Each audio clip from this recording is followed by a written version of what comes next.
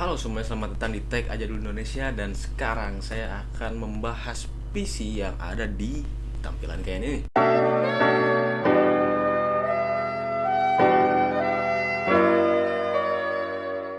Ya, jadi sudah sekian lama ya teman-teman saya tidak mengupload di channel ini ya teman-teman. Adalah sekitar 1 tahunan lah, karena satu dan lain hal teman-teman. Oke, jadi kali ini saya bakal ngasih kalian rakitan PC ya teman-teman, dengan budget sekitar 2-3 jutaan.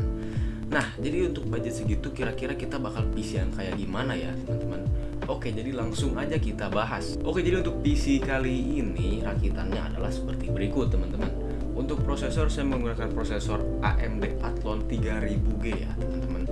Prosesor ini bisa kita bilang APU ya teman-teman, karena dia sudah di-equip dengan Vega 3 graphics ya teman-teman. Nah, dimana kalian udah nggak perlu lagi beli VGA atau GPU untuk rakitan yang satu ini teman-teman. Dan untuk prosesor ini saya mendapatkan dengan harga bekasnya yaitu sekitaran 600.000 ya teman-teman. Dan untuk kalian yang ingin menggunakan prosesor ini lagi dengan harga barunya ini sekarang sekitar 750-800.000 ya teman-teman. Tapi untuk harga segitu menurut saya emang prosesor ini itu adalah prosesor murah yang sangat worth it ya guys ya menurut saya. Dan untuk selanjutnya saya menggunakan motherboard dari ASRock.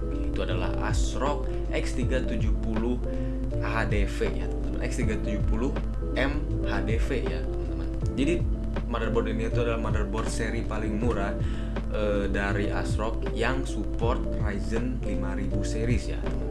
Dilengkapi dengan slot M.2 NVMe-nya dan juga support sampai Ryzen seri 5000 teman-teman. Menurut saya motherboard ini tuh sangatlah worth it di harga baru di saat itu di sekitaran 750 ribuan ya teman-teman.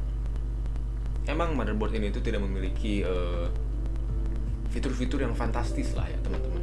Kayak VRM-nya sebenarnya biasa aja, nggak support overclocking juga. RAM slotnya juga cuma 2, tapi menurut saya untuk rakitan budget dan untuk compatibility menurut saya motherboard ini tuh sangat sungguh mumpuni ya teman-teman. Apalagi dengan harga yang kalau untuk sekarang masih di angka 800 ribuan ya teman-teman. Untuk harga 800.000 itu menurut saya motherboard ini sangatlah worth it teman-teman. Dan yang berikut saya menggunakan RAM 4GB 2 keping dari merek Midas Force ya teman-teman. Jadi RAM ini itu dia memiliki speed di 2666 MHz ya teman-teman. Dan untuk kalian yang bingung kenapa di video perakitannya saya nggak menggunakan RAM Midas Force ini, karena untuk di video rakitannya sebetulnya saya itu menggunakan RAM yang sudah saya punya ya teman-teman, yaitu adalah RAM Ballistics dan RAM Black Panther ya teman-teman. Jadi RAM-nya ini saya ada di tangan saya, ini RAM yang sebelumnya saya gunakan.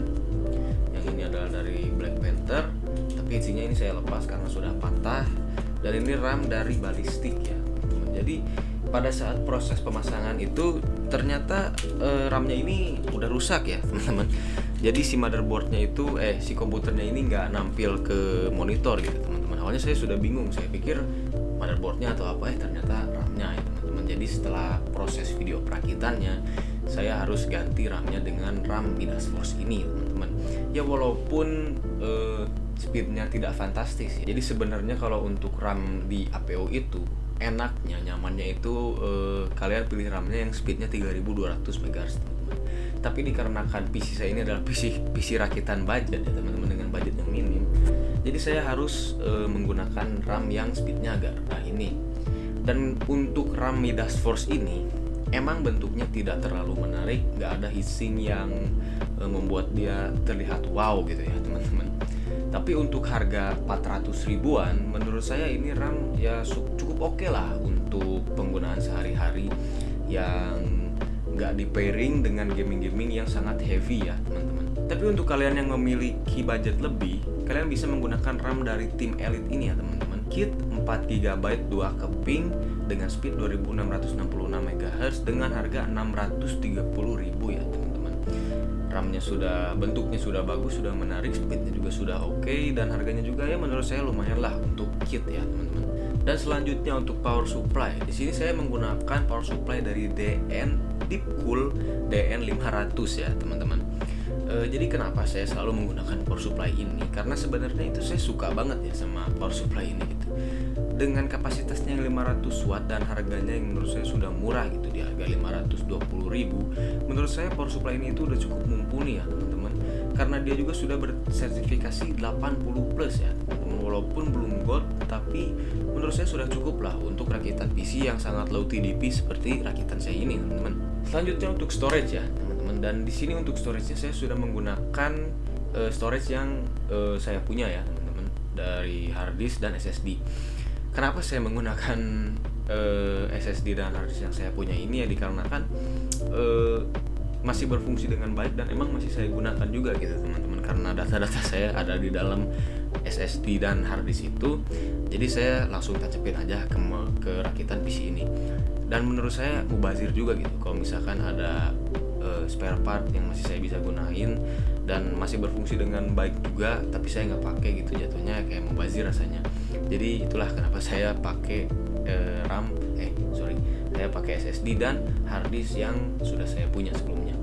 Tapi kalau buat kalian yang pengen ngerakit dengan rakitan yang sama, saya bakal nyantumin part list dengan harga barunya juga ya teman-teman. Dan buat kalian juga yang nanya kenapa saya nggak beli atau upgrade ke SSD M.2 NVMe, toh motherboard ini juga udah ada slotnya gitu kan.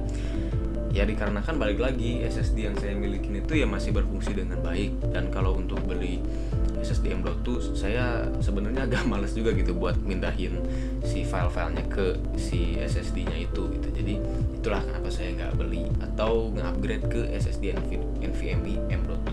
Tapi kalau buat kalian yang pengen pakai SSD dari merek lain atau NVMe, saya saranin kalian SSD ini dari Midas Force dengan kapasitas 120 GB dengan harga 142.000, dan SSD NVMe dari Vigen dengan kapasitas 128 GB dengan harga 188.000 teman-teman.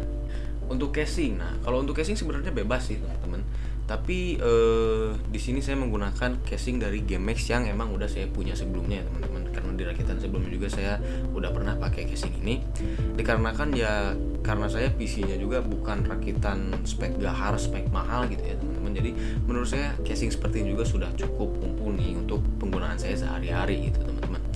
Dan kalau kalian yang mau menggunakan casing dengan tampilan yang bagus tapi dengan harga yang murah, saya sarankan casing dari NYK Nemesis ini. Dengan harga 270.000 kalian sudah mendapatkan tempered glass side panel ya teman-teman. Dan untuk total harga dari PC rakitan ini adalah sebagai berikut teman-teman.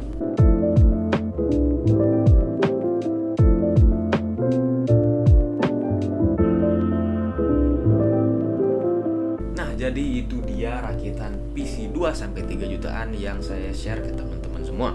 Gimana? Menurut kalian worth it gak? Silahkan tulis komentar kalian di bawah ya teman-teman. Dan untuk kalian yang ingin menggunakan spare part yang sama dengan yang ada di video, saya sudah menaruh link di deskripsi untuk kalian cek barangnya ya teman-teman. Oke, jadi terima kasih buat kalian yang udah nonton video ini. Jangan lupa untuk like, comment, and subscribe. And I will see you guys in the next video.